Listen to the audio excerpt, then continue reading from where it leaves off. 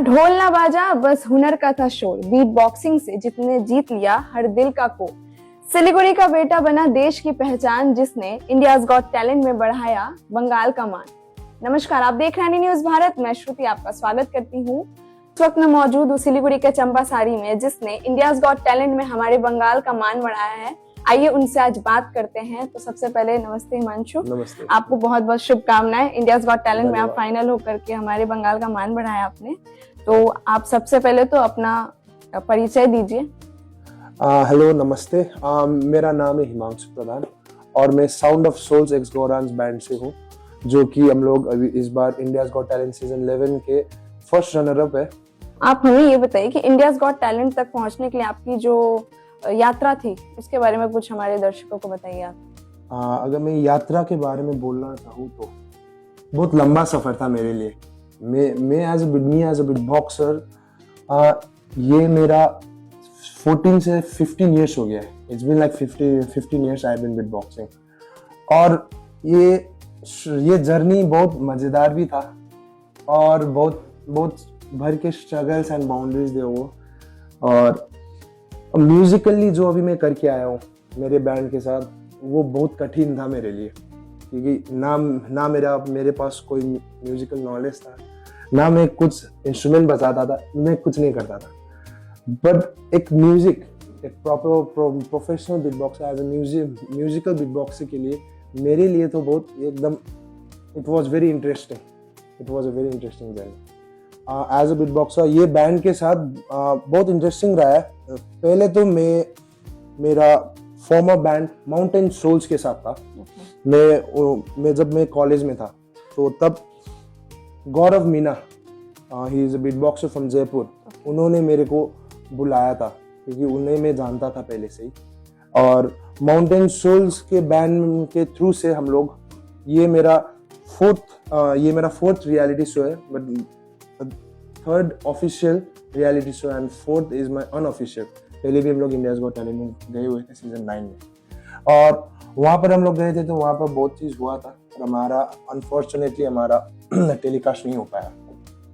और उसी टाइम से मैं माउंटेन सोल्स बैंड से जुड़ा हुआ था ऑलरेडी, जो कि दिल्ली हिंदुस्तानी सीजन 2 के ऑलरेडी विनर थे।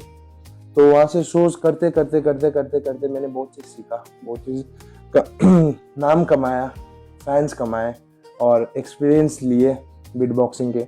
उसके बाद एक समय आया, वो इंडियाज गॉट टैलेंट सीजन 9 में टेलीकास्ट नहीं होने के कारण हमारा परफॉर्मेंस, तो एक समय आया कि 2 से 3 साल बाद ऐसे मन में आया कि मैं और गौरव मीना सोचे कि यार फिर करते हैं, कि वो भी बीट बॉक्सर है, मैं भी बीट बॉक्सर हूँ, और एक बीट बॉक्सर का ये जर्नी में चलना, म्यूजिकल जर्नी में चलना बहुत ही कठिन होता है।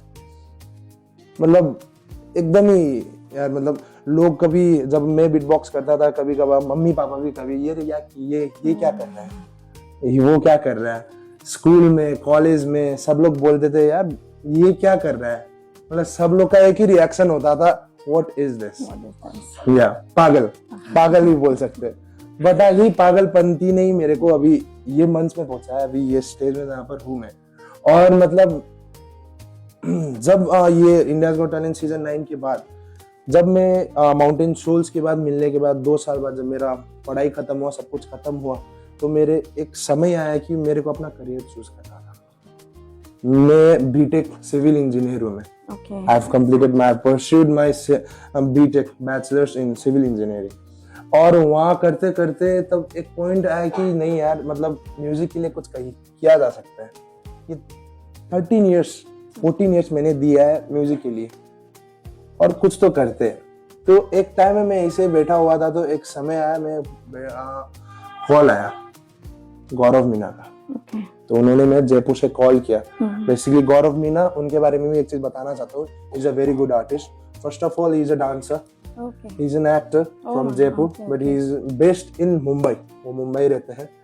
और वो हमारे साथ ऑफिशियली मेरे पार्टनर गौरांस जो बोलते हैं, गौरव का गौर और हिमांशु का अंश जो है वही गौरांश बन जाता है। ओ, आप लोग ने एक नेम भी हाँ जी, यस, क्योंकि हमने बेसिकली सब लोग पूछते भी है जिसकी साउंड ऑफ सोल्स क्यों, कि एक sound of souls x Gauransh क्यों, तो एक्स गौरांश इसलिए रखते हैं कि हमें अपना नाम नहीं चाहिए, कुछ नहीं, मतलब कोई फायदे के लिए नहीं किए जा रहे, हम लोग कोई फीचरिंग नहीं है, इसलिए हम लोग बोल रहे हैं क्योंकि ताकि हम लोग मतलब एक बीटबॉक्सर को हाईलाइट किया जाए, तो इसीलिए तो उन्होंने एक दिन कॉल किया तो उन्होंने बोला कि that was my first reality show, my official reality show, battle of band national, वो चीज डीडी नेशनल चैनल द्वारा हुआ था विद सारेगामा के साथ लेबल थे, तो वहां पर हम लोग गए, तो वहां पर नया बैंड बना फिर souls of Sufi x Gauransh. Okay, तो वो बैंड बनने के बाद हम लोग वो बैंड से थोड़ा सा रीच मिला, सिलीगुड़ी में बहुत जन मतलब लोग जानने लगे, मेरे दोस्त लोग, और एनकरेज हो गया मैं एकदम, मतलब I was motivated with my band a lot, क्योंकि उसमें हम लोग फर्स्ट सेकंड रनर अप हुए थे ऑल ओवर इंडिया, और उसमें लगभग इंडिया भर के 250 बैंड्स आए थे, and from that there was only उसमें खाली टॉप 20 या टॉप 15 बैंड सेलेक्ट हुए, और उसमें से हम लोग थर्ड हुए, तो we were the second runner ups. उसके बाद वो खत्म होने के बाद फिर से छोटा चैनल था, डीडी नेशनल था, तो लोग बोलते थे डीडी नेशनल कौन देखते हैं, फिर उसमें स्टॉप लग गया फॉर 1 मंथ, फिर बैठे फिर एक दिन फिर कॉल आया, उसका season 2 battle of band international आया, तो फिर वही प्रोडक्शन ने फिर सारेगामा ने हमें फिर अप्रोच किया, तो उसमें 15 इंटरनेशनल बैंड्स आए थे, 15 to 16 international bands from all over the world, different countries से, तो रशिया, टर्की, अफ्रीका, तांजानिया, ये सब जगह से, every places from all over the country, across the country, सब लोग आए थे, तो उसमें हम लोग guest performer, and that was a big thing for us, तो हम लोग पहले ही सीजन 1 के विनिंग टीम थे, तो हम लोग वहां पर वो सीजन फुल कंप्लीट करके आए थे।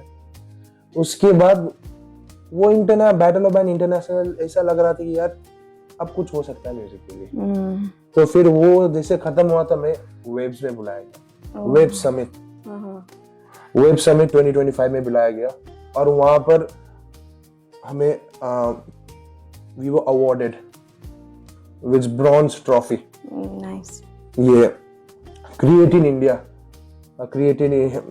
इंडिया चैलेंज के थ्रू से हमें ये बैटल ऑफ बैंड का स्टेज मिला था, बैटल ऑफ बैंड इंटरनेशनल का स्टेज मिला था, उसके बाद वेव्स में आए, तो ये होने के बाद उसके बाद there was a very like क्या बोले, हमने शो तो किया, नया बैंड बनाया, और वो भी बीट बॉक्सिंग बैंड था, तो पर भी like we were like a bit of orthodox, यार ये कैसा बैंड है, कोई भी हमें कॉल करके पूछता था कि शोज के लिए, ये करने के लिए आप लोग का इंस्ट्रूमेंट क्या है, we don't have any instrument, we don't have any, तो ऐसे ही रहते मेरा जर्नी के बारे में बताऊं तो फिर उसमें भी स्टॉप हो गया था, फिर उसके बाद ये 1 साल मैंने पूरा देने के बाद हम लोग शोज किए वगैरह किए, फिर जाके हमें वो रीच नहीं मिला था जो हमें मिलना चाहिए था, फिर जाके मेरे पापा ने he wants me to become like हर पापा के वो है, इच्छा रहता है कि कोई गवर्नमेंट नौकरी करे, ये करे वो करे, तो मेरे पापा ने मेरे को अपॉर्चुनिटी दिया था, तो at that time I declined, कि मुझे अपना म्यूजिक को बढ़ाना था, मन से बढ़ाना था, और बहुत प्रॉब्लम भी हुई फैमिली में, दोस्तों में भी, दोस्त लोग भी बोलते थे यार कुछ तो कर तू, पर मैं कुछ नहीं कर रहा था, क्योंकि मैं एक मग्न होके मैं म्यूजिक में डूबा हुआ, और वो मेरे लिए बहुत गर्व वाली बात थी कि एक बीटबॉक्सर एक ऐसे म्यूजिक में कैसे डूब सकता है, कि मैं अभी दुनिया में बहुत सारे बीटबॉक्सर्स है, फ्री स्टाइल से मैंने फ्री स्टाइल बीटबॉक्सिंग किया, सब कुछ किया, पर मैं एक चीज बताना चाहता हूँ कि musical beatbox is not easy at all, I am sorry to say to all my fellow beatboxers and brothers, क्योंकि ये चीज हमें, मैं भी जब मैंने माउंटेन सोल जो बैंड था उसमें जब देखता था मैं कि I was good in technicalities, I was good in sounds, पर जब म्यूजिक के बारे में आते हैं तो बोलते हैं कि मतलब जो ताल होता है वो ताल से ताल करने के लिए बहुत मुश्किल होता है हर चीज के लिए। तो वो चीज सीखने को मिला और तभी मैं बैठा ही हुआ था तो मैंने बहुत सारे अपॉर्चुनिटीज गवाए। मैंने जॉब मेरे को मिला था वो भी गवाया, मैंने खुद अप्लाई किया था बहुत सारे जॉब्स में तो वो भी मैंने गवाया बहुत सारे, क्योंकि मेरे को करने का मन ही नहीं था, मेरे को म्यूजिक के लिए कुछ करना था। और ये 1.5 year इन मुंबई में जहाँ था वो मेरे लिए बहुत, मैंने कमाया कुछ नहीं पर मैंने नहीं कमा के बहुत कुछ कमाया, बहुत कुछ कमाया। उसके बाद एक समय आया कि मेरे को ये चीज समय आ गया था, मेरे कुछ करना पड़ेगा, अब तो करना ही पड़ेगा। मेरे मम्मी पापा खुश नहीं थे, मेरे रिलेटिव्स खुश नहीं थे, मेरे दोस्त लोग खुश नहीं थे क्योंकि मैं कुछ कर ही नहीं रहा था। तो उसी टाइम जब मैंने अपना सबसे बड़ा स्टेप लेने वाला था तब मेरे को पहले तो एक कॉल आया। तो इंडियाज गॉट टैलेंट आने से पहले भी वो भी एक बहुत बड़ा हमने फेस किया है। और उसमें क्या फेस किया हमने कि जब इंडियाज गॉट टैलेंट आने से पहले तब एक कॉल आया था कि IFFI 2025, Okay. the International Film Festival of India, and it was, I guess, the 35th तो ये हर साल गोवा में होता है। हमें हम लोग वहाँ इनवाइटेड थे and we were performing with one of the renowned singers लोग के साथ। तो हम लोग ने उधर वचन दे दिया था, तो वी वर रेडी। तो मेरा म्यूजिक के लिए कुछ हो नहीं रहा था, तो तब फिर IFFI आया तो मैं सोचा यार ये बिगिनिंग है, चलो फिर से शुरुआत करते हैं दिसंबर में, फिर ये एंड में करते हैं यार। दोस्त लोग को बोला, मैं अपने बैंडमेट्स के साथ बात किए, तो करते करते गया। फिर हम लोग उसके लिए रेडी हो रहे थे तो अचानक से एक दिन कॉल आया कि यार IGT के लिए कॉल आया, इंडियाज गॉट टैलेंट फिर से। तो जब इंडियाज को पहले हम लोग सीजन 9 के बाद हम लोग बहुत स्केप्टिक हो गए थे ये चीज के बारे में, यार ये कैसे होगा, ये क्या होगा। तो फिर अब हम लोग, अब ये तो सबको पता होगा, सब आर्टिस्ट को भी पता होगा कि एज अ आर्टिस्ट एक जगह आपको अगर यहाँ इधर में करोड़ रुपए का ही शोज मिल जाए और आपने अगर 10,000 का भी शोज अगर बुक कर दिया है तो you can not deny that. वो चीज नहीं कर सकते, वो एक वचन होता है, वो कहीं लिखा हुआ नहीं है, but that is ethics for all the artist. तो वही चीज हमारे साथ हुआ। पर हुआ क्या कि हम लोग ऐसे पड़ाव में थे कि ministry of India and Saregama ने भी हमें बहुत सपोर्ट भी किया। वो लोग अब हमें इंडियाज गॉट टैलेंट में बुला चुके थे और ये था कि जिस दिन हमारा फर्स्ट एपिसोड था, जिस दिन हमारा फर्स्ट शूट था, उसके ठीक कल के दिन हमारा IFFI का परफॉर्मेंस था और हमने एक भी प्रैक्टिस नहीं किया था, कुछ नहीं किया था।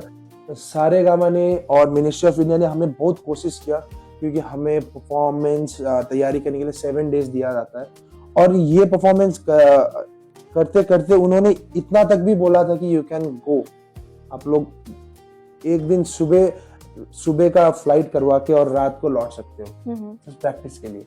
पर ये चीज फिर चैनल प्रोडक्शन नहीं मान सकता, ये चीज नहीं हो सकता। तो ऐसे ही करते करते करते करते हमारा बहुत कॉज भी हुआ। हमने उनको वचन दिया कि सर इस बार IFFI हमारे लिए बहुत बड़ा अपॉर्चुनिटी था, पर इंडियाज गॉट टैलेंट हमारे लिए और बड़ा अपॉर्चुनिटी है। तो सर एक बार इस चीज के लिए मान जाइए। And thanks to ministry of India and thanks to Saregama कि उन्होंने हमारे लिए लड़ा, हमारा स्लॉट को काट के और हमें इंडियाज गॉट टैलेंट में भी फिर अपॉर्चुनिटी दिया विद माय फेलो ब्रदर्स, मेरा फॉरेन बैंड के साथ, माउंटेन सोल्स तेंजिंग, जो कि सिक्किम के रहने वाले हैं।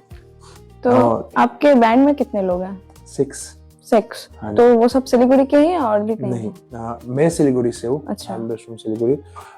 Tenzing Dhoniyo from Sikkim Gangtok, Gaurav Meena from Jaipur, Wasim Akram from Jaipur, Akshay Sinha from Jharkhand और भरत राज फ्रॉम जोधपुर। मतलब आप लोग आपके ग्रुप में सिर्फ 6 लोग हैं, हाँ जी, आप लोगों ने इतने बड़े मुकाम पर जीत हासिल कर ली। हाँ जी। बहुत अच्छी बात है। आप हमें ये बताइए हिमांशु कि बीट बॉक्सिंग की दुनिया में आपकी रुचि कब और कैसे स्टार्ट हुई थी?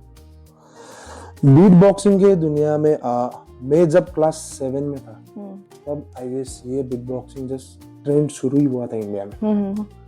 और तब एक चीज बताना चाहता हूँ कि वो 2 लोग थे, अभी मैंने उनका नाम भी नहीं पता, वो मेरे सीनियर्स थे। ओके। मैं मावट हाई स्कूल में पढ़ता था, सॉरी, मैं मावट हाई स्कूल में पढ़ता था। और 2 लोग थे जो आके मेरे को सिखा के गए। वो 2 लोग ने मेरे को एक चीज सिखा के गए, एक चंक। और वो चंक जस्ट वो बीट बॉक्सिंग का हर बेसिक जो सिखाते हैं, बुट्स एंड कैट्स एंड उन्होंने खाली ये बस ये सिखा के गया था मेरे को। और मैंने पता नहीं, वो लोग चले गए और मैं भी चला गया, पर मैंने वो ट्रेंड को मेरे साथ ही लेके चला गया। मैं चलते ही गया उसको लेके, तो वही मेरा स्टार्टिंग था। तो वहीं से मेरा शुरुआत। उन लोगों ने आपके सफलता की नींव रख दी थी जिसको आपने पकड़ लिया था। उन्होंने जस्ट मेरे को एक बोलते ना, मतलब वही एक सुई घुसा दी है, बस वो सुई को लेके मैं बुनते गया। तो आप हमें ये बताइए कि इस सफर में आपके परिवार ने आपको सपोर्ट किया था स्टार्टिंग में? इस सफर में मेरे परिवार में बेसिकली मैं बताऊं तो मेरे पापा, उनको नया चीज, उनको टैलेंट से वगैरह, आर्ट के वगैरह चीज से उनको बहुत पसंद है। उन्होंने मेरे को बहुत सपोर्ट किया। अच्छा। उनके साथ साथ मेरी मम्मी ने मेरे को बहुत ही सपोर्ट किया। पर हाँ, वही एक बात था कि दे वर मोर फोकस ऑन स्टडीज। और आपको पता ही है कि हमारे बंगाल में स्टडीज को लेके कितना कंजर्वेटिव होते हैं। एकदम जन्म लेते ही एक हाथ में पढ़ाई और एक हाथ में कुछ एक्स्ट्रा करिकुलम में पकड़ा ही देते हैं। तो वही बात था। तो मैंने भी, मेरा भी जन्म जब हुआ था, मेरे हाथ में एक हाथ में पढ़ाई था और एक हाथ में फिर मैंने आर्ट किया, फिर जाके एक हाथ में पढ़ाई था, फिर जाके टाइकोंडो किया। तो ऐसे बहुत कुछ मैंने किया। तो ऐसे मम्मी पापा बहुत सपोर्टिव थे ऑलवेज। हिमांशु, आप हमें बताइए कि आप बादशाह के बारे में क्या कहेंगे? वो भी इंजीनियर हैं, आप भी इंजीनियर हैं। आपको और उनको, दोनों में से किसी को भी किसी म्यूजिक के नाम की मोहताज का जरूरत नहीं था। फर्स्ट ऑफ ऑल तो मैं ये बोलना चाहता हूँ कि ये चीज बहुत बड़ा क्वेश्चन हो गया मेरे लिए। बहुत बड़ा चीज हो गया, क्योंकि एक चीज बताऊं तो हाँ, वो भी इंजीनियर थे, मैं भी इंजीनियर हूँ, पर वो बहुत बड़े इंसान है मेरे लिए। ही इज लाइक एक प्रकार से as in hip hop world, क्योंकि रैपिंग, बीट बॉक्सिंग एक ही चीज में आता है, एक ही जॉनर में आता है, और दैट इज हिप हॉप। और ये चीज मेरे लिए बहुत बड़ा टैग हो गया मेरे लिए। मैं बादशाह के आगे मैं कुछ भी नहीं हूँ, पर हाँ, ही इज माई मोटिवेशन, क्योंकि उन्होंने जो किया है, उन्होंने इंडस्ट्री को समझ के जो किया है, वो बहुत बड़ा चीज है। और उन्होंने अपना काम बरकरार रखा, हर एक दिन काम बरकरार रखा। उन्होंने एक भी दिन अपना काम को नीचे गिरने नहीं दिया, और आज वो वहां पर है, इंडियाज गॉट टैलेंट में नहीं, इंडियन आइडल में भी बैठे हुए हैं। तो उन्हीं के तरह मैं भी चाहता हूँ कि मैं भी ऐसे ही आगे बढ़ते रहूं। तो आप हमें ये बताइए, आपकी सफलता का सबसे बड़ा प्रेरणा स्रोत कौन है? मेरा सफलता का सबसे बड़ा प्रेरणा स्रोत आपके माता पिता में से, या शिक्षक, या दोस्त, या कोई करीबी?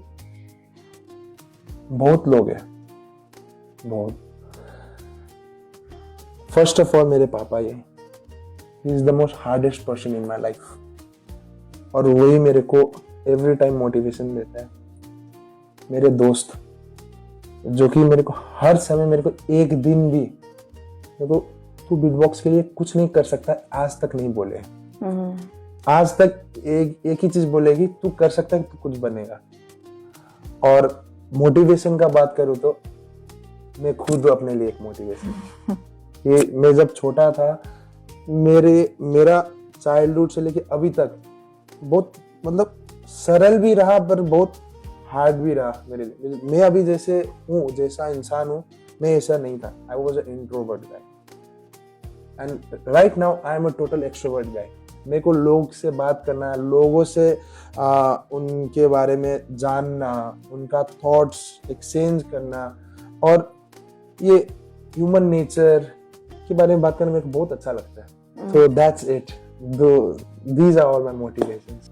तो आइए अब हम बात करते हैं हिमांशु के पिता से, जिन्होंने अपने बेटे को यहाँ तक पहुँचाने में बहुत ही उनका साथ दिया है, उन्हें मोटिवेट किया है। तो नमस्ते सर। सर बताइए, आपको कैसा लग रहा है आज आपके बेटे इतने बड़े मुकाम पे पहुंच चुके हैं, तो आप क्या कहेंगे उस बारे में? जहाँ तक इसका यहाँ तक पहुँचने का सवाल है, इसमें तो नो डाउट बहुत ही अच्छे लगता है। बहुत गर्व, इंडिया गॉट टैलेंट जैसा जब इंटरनेशनल नेशनल प्लेटफॉर्म में परफॉर्म करने को मिला, वहाँ से runner up, first runner up होने के आया, तो ये हमारे लिए बहुत गर्व की बात है। Not only me but also all over north Bengal Sikkim के लिए बहुत गर्व की बात है। तो आप ये बताइए, जब आपके बेटे शुरुआती दौर में थे तो आपको क्या लगता था कि आपके बेटे कुछ कर पाएंगे या नहीं कर पाएंगे?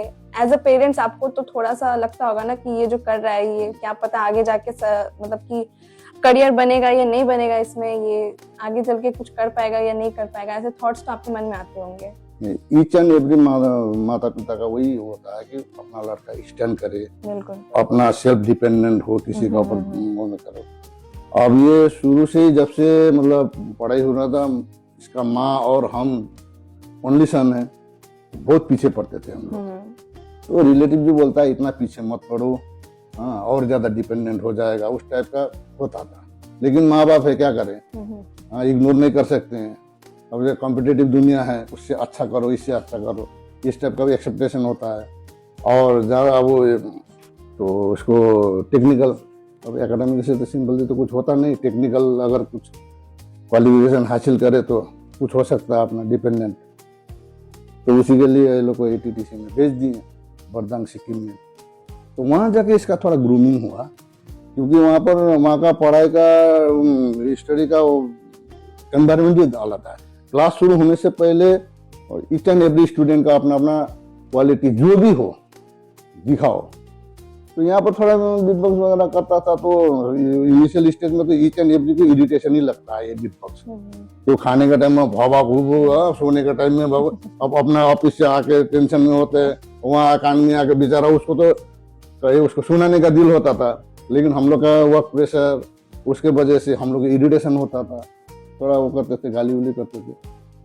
तो जो भी हो, वहाँ से ATTC में थोड़ा उसको बीट बॉक्स करके दिखा दिया, जितना जानता था उस टाइम पे इनिशियल स्टेज जितना दिखाया था, वहाँ से जाके उसको सब आदमी बीट बॉक्स बोलना शुरू कर दिया। इसको थोड़ा मोटिवेट हुआ, थोड़ा एनकरेज हुआ, तो वहाँ जाके इसका थोड़ा वहाँ जाके बना। उसके बाद वहाँ पर लोकली बैटल वूटल में भाग लेता था। उसके बाद स्कूल फंक्शन में भी वो करता था।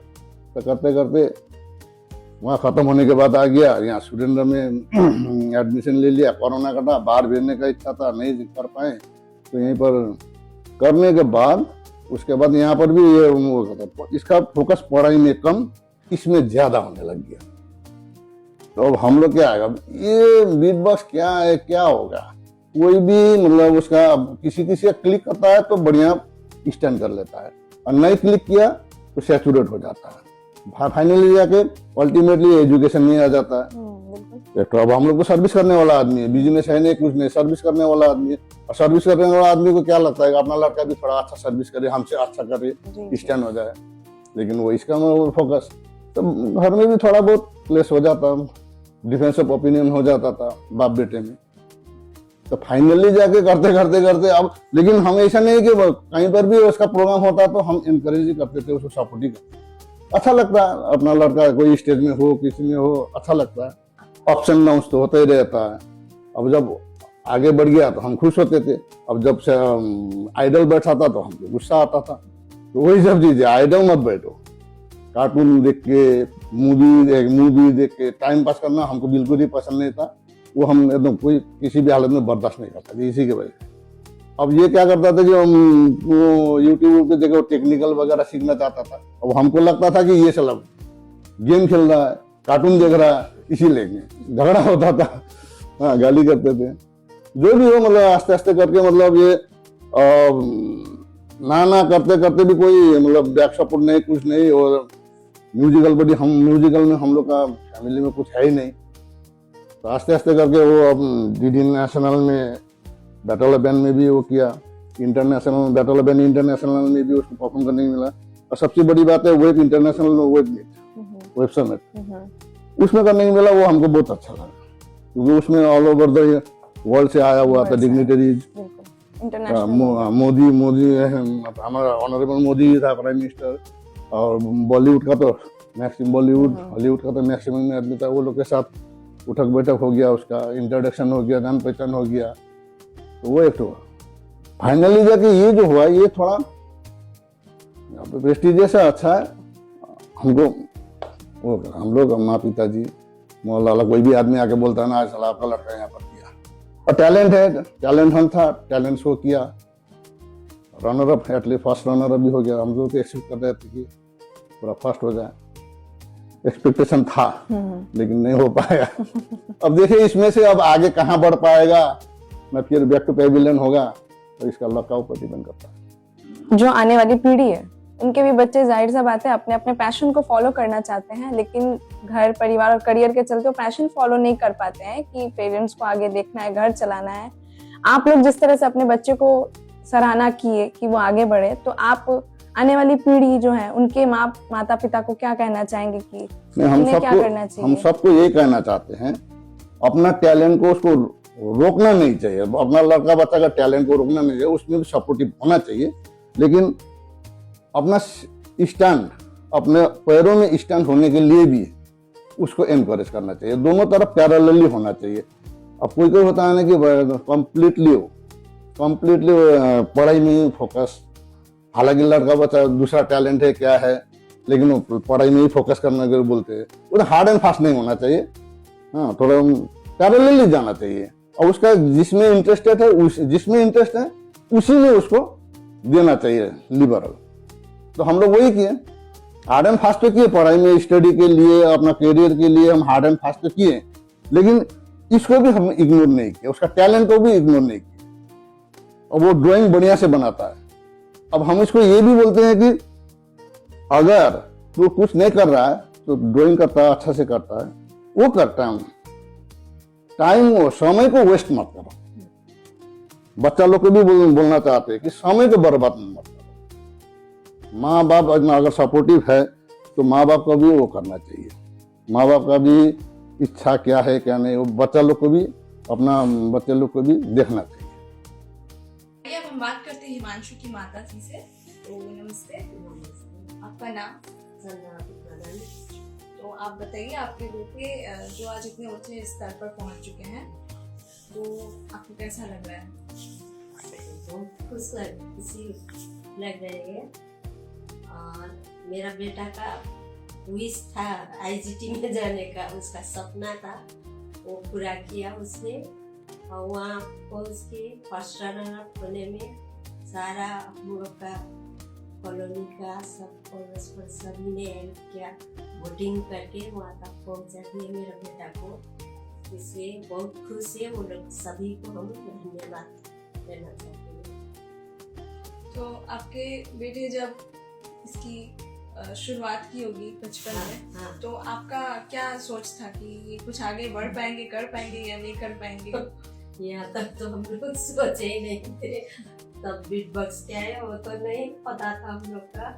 इतना इरिटेट कर रहा था ये, जब भी वो बाथरूम में जाता था वही भग भग कर हम तो बोलते थे कि ये पगला ऐसा मत करना, अड़ोस पड़ोस क्या कहेगा। सुनते हुए बोलते थे उसको। लेकिन अभी यहाँ तक पहुंचा तो खुश लग रहा है, खुशी लग रही है। अभी लग रहा है आपको वो इरिटेटिंग अच्छा लग रहा है?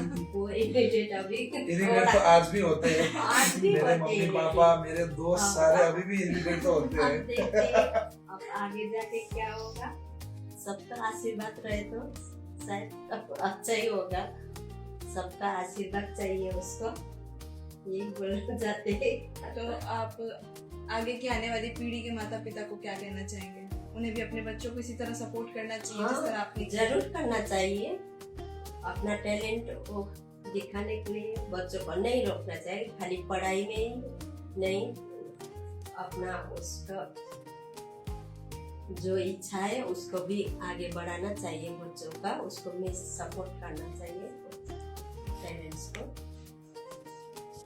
तो हिमांशु, अब जिसकी वजह से आप इतने ऊंचे स्तर तक पहुंचे हैं, तो थोड़ा हमारे एनी न्यूज के दर्शकों को उसका एक छोटा सा पेशकश दिखा दीजिए। ठीक है। तो छोटा सा दिखाना चाहता हूँ, लाइक उससे पहले मैं एक चीज बोलना चाहता हूँ।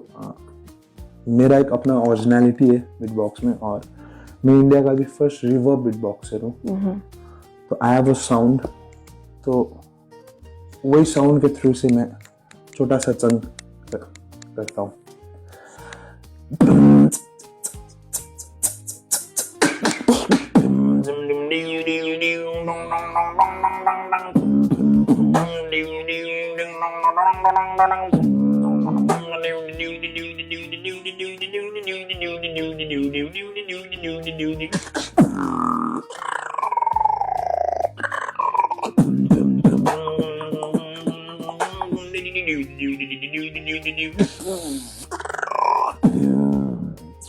Thank you so much.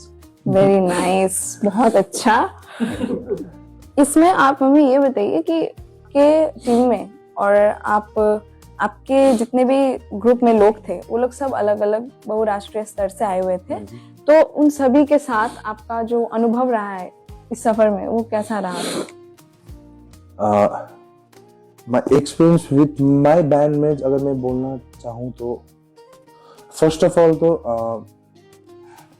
पहले 2 मेंबर गौरव मीना जो कि जयपुर के रहने वाले हैं, और Tenzing Dholiyo who is from Sikkim, उनके साथ तो मेरा सफर लगभग 7 से 8 साल हो चुका है।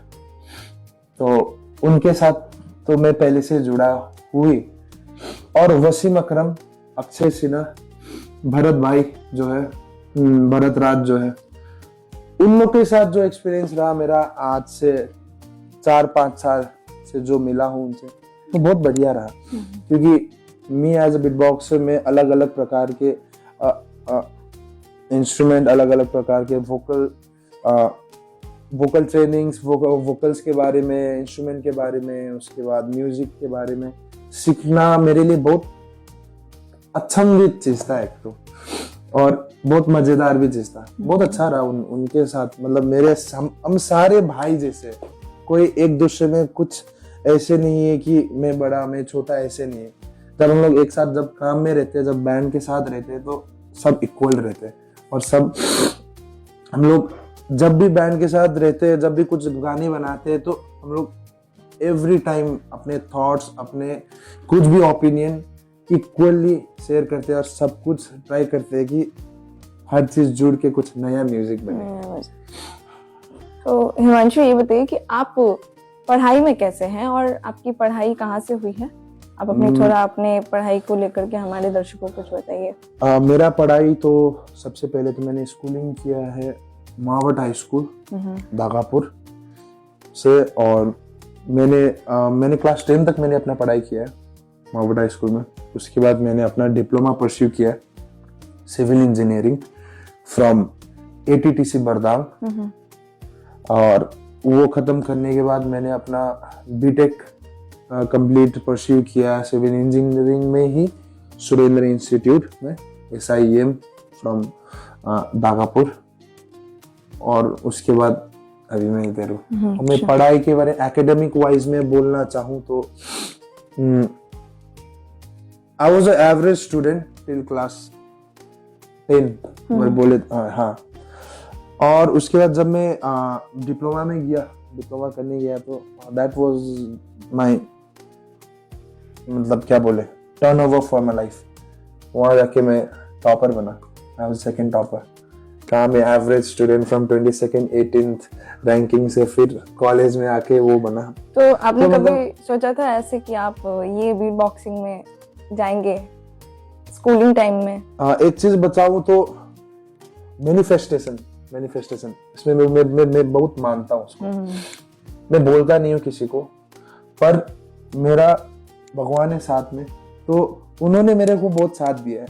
मैंने आज तक जो भी कुछ चाहा है मेरे मन में कुछ भी, जो भी कुछ चाहे वो हर चीज हुआ है, वही बात है। तो मतलब आपने जैसे पूछा कि मेरे को क्या आप चाहते थे कि यहाँ हो, हाँ मैंने सोचा था। जब मैं छोटा था तो टीवी में देखना था, ये चीज होता था, मैं बोलता था अपने आप को कि यार काश मैं हो पाता। तो वही बात है कि I've never stopped dreaming. So यही बात है, सपने देखना चाहिए हमें। सपने देखना चाहिए, एकदम रोज के सपने देखो, एकदम मतलब अपना जो औकात है उससे बड़ा देखो, तभी तुम कुछ मुकाम में पहुंचोगे। बिल्कुल, वही बात है। अंत में उत्तर बंगाल के जितने भी युवा हैं, संगीत प्रेमी हैं, हाँ जी, ठीक है, उनको आप क्या संदेश देना चाहेंगे? आपके जैसा सपना देख रहे हैं जो लोग, उनके लिए आप क्या कहेंगे? उनके लिए मैं एक ही चीज बोलना चाहता हूँ, जो मंच में मैं जाके आया हूँ, जी, मुंबई जैसा शहर है और उत्तर बंगाल में जितना टैलेंट है, मेरे को लगता है आज तक तो, और बहुत लोग मानते भी है कि उत्तर बंगाल में जितना टैलेंट है, और उत्तर बंगाल छोड़ के पूरा बंगाल में जितना टैलेंट है, इंडिया भर में कहीं नहीं। बिल्कुल, और बहुत ऐसे टैलेंट भी है कि इसको पता भी नहीं है। पता भी नहीं। Talented लोग से talented, there are thousands of million peoples in West Bengal, in North Bengal, that कि जिनको पता ही नहीं है वो है कौन, पर वो कर रहे, वो स्ट्रगल कर रहे हैं ऐसे ही बैठे हुए। और ऐसे ही मैं भी था एक बीट बॉक्सर, वो बड़ा टैग था एक, that was a very big tag as a beat boxer, और बीट बॉक्सिंग को लेके जाने में बहुत कठिनाई थी। तो मैं एक ही चीज बोलना चाहता हूँ, कोशिश करते रहो और प्रैक्टिस करते रहो अपना तरफ से, तो एकदम ही रोज के यू वर्क हार्ड, और अपना टैलेंट को बाहर निकालने के लिए हद से भी पार हो जाओ। You cross your lines, you need to cross your boundaries, जैसे मैंने किया। और मैं जो मंच में जाके आया हूँ, छोटा सा एक एक्सपीरियंस है कि इंडियाज गॉट टैलेंट, वो जो रियलिटी शो है, वो कंपटीशन करने के लिए मैंने कभी गया ही नहीं था, और वो compete करने का जगह नहीं है, वो जगह है सीखने के लिए। और वो सीखने के बाद वो एक्सपीरियंस जो हाथ में आता है ना, वो चीज बहुत बड़ा चीज है। तो यही था मेरा एक्सपीरियंस। तो आपके जो शो के जितने भी जजेस थे, हाँ जी। उनसे आपने कुछ सीखा? शो के जजेस से भी ऐसे बोल, या I'll tell if you like it you cut it, okay? Show के जजेस जो थे, शान सर, वो तो अब हमारे बंगाल के ही है। Shaan sir is from Bengal, right? हाँ। हमारे शो के फर्स्ट ऑफ ऑल फर्स्ट जज शान सर, वो तो खुद ही बंगाल के, तो उनसे बहुत चीज सीखने को मिला। मलाइका मैम, उनका कमेंट ये जो भी था बहुत अच्छा था, पर सबसे ज्यादा जो सीखने को मिला हमें, हमारे mentor Anand sir. Anand sir मतलब ही is the celebrity of whole Bollywood industry. उन्होंने ही आज तक के सारे इंडियन आइडल, सारे गामा के सारे सब कुछ उन्होंने ही बनाया है। हर एक चीज उनके बदौलत ही होता है। हमारा एक्ट, जो चीज हमें 7 दिन दिया जाता था, 3 दिन हमें टाइम दिया जाता था, 3 दिन में क्या कुछ नहीं होता था, पर गाना नहीं बनता था हमसे। पर जब सर आते थे ना, वो 5 मिनट में एक चुटकी में ही वहां से एक सुई धागा निकाल के पूरा सही कर देते थे। तो हमारा एक प्रकार से इंडियाज गॉट टैलेंट में सक्सेस जो था हमारा, जो फर्स्ट रनर अप, आनंद सर का ही हाथ है उसमें।